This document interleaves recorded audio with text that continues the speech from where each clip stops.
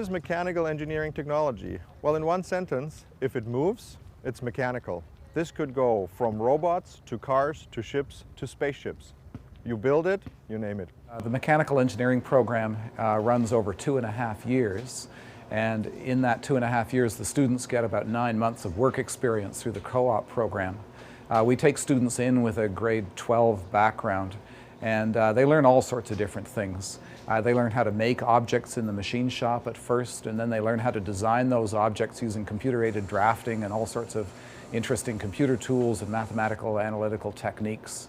And mostly what the idea is they can have an imaginary idea of a real object they'd like to make.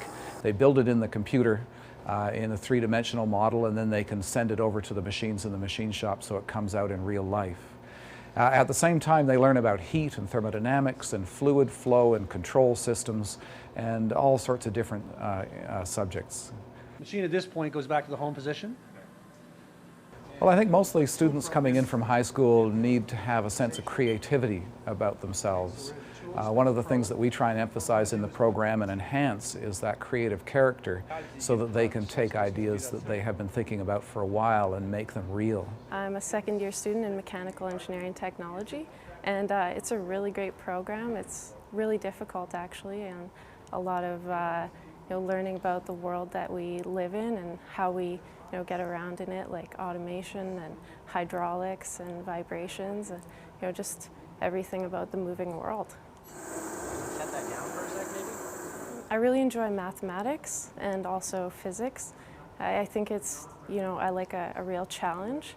Camosun is really different. The teachers spend a lot of time with you. They really take the time to figure out what you need in order to get through the course. I think that if women are really interested in math and in the physical world, then mechanical engineering technology is a great program for them. We strive for student success. We try to build up the math tools that are required to go further and possibly bridge to other universities. Students come to me with lots of different technical problems, and my skill is to take what they're saying and convert it into a problem in which I can provide a solution. So what they get from me is stepping back and showing them the basics in order to solve the problems at hand.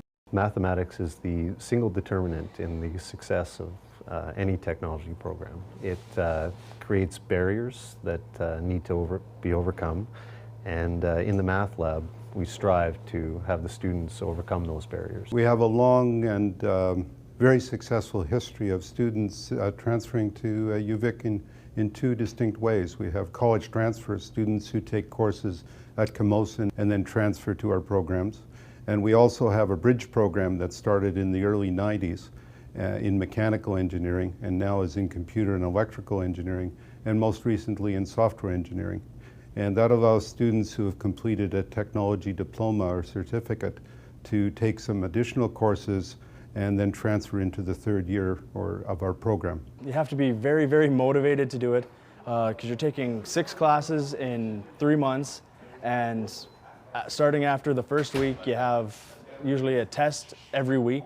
You just have to keep up with it, and it's just a very good opportunity to make it through even with all the work that it puts in. It's just really nice to have that technical background from the bridge program as well as going through for the engineering.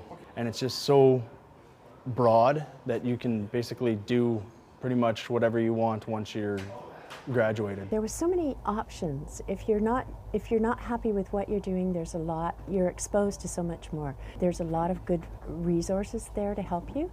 There's a lot of counselors that can help you, career counselors, and I just found it to be a really nice environment. We need to do a design analysis on it, and that's it. Sounds like no fire testing. Out of Camosun, I felt very confident in the skills I got when I dropped into the job here at Viking. I never felt out on a limb. I felt really well prepared for my job here and the responsibilities that I took on. I've done 2 interviews now with Camosun College co-op students who are applying for positions here at Viking, and I hope to be hiring 2 of them this week actually. We've got 1 more interview from another student there who's just in second year mechanical engineering. And look, judging by his resume, he should be walking into a job on Monday.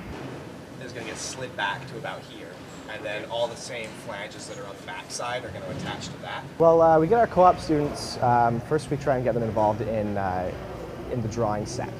There's 30-year-old drawings, 30 and 40-year-old drawings that define this airplane. It was designed in the 60s, and everything's on paper. So we get them in there, we get them to do some manual drafting, we also get them to attach extra sheets or extra design using CAD. And they're allowed to come down here and talk to any of the guys on the shop floor about parts they're working on and get right into the planes. Recently graduated in April of 2007 and have since taken a job here at Viking Air. The preparation I got at Camosun and UVic allowed me to jump into a design position at Viking. I had gained experience in SolidWorks, which is the primary design tool we use here, at Camosun, doing design projects, and then again at UVic. As well, a lot of the coursework between the two has allowed me to complete the work here. It's a place where I'm able to use the CAD skills that I learned at Camosun and UVic, as well as the actual academic engineering skills to produce things that we get to see built right in front of us. And they're used to build an airplane, which if I could have imagined myself in that position when I started school, I would have been very happy.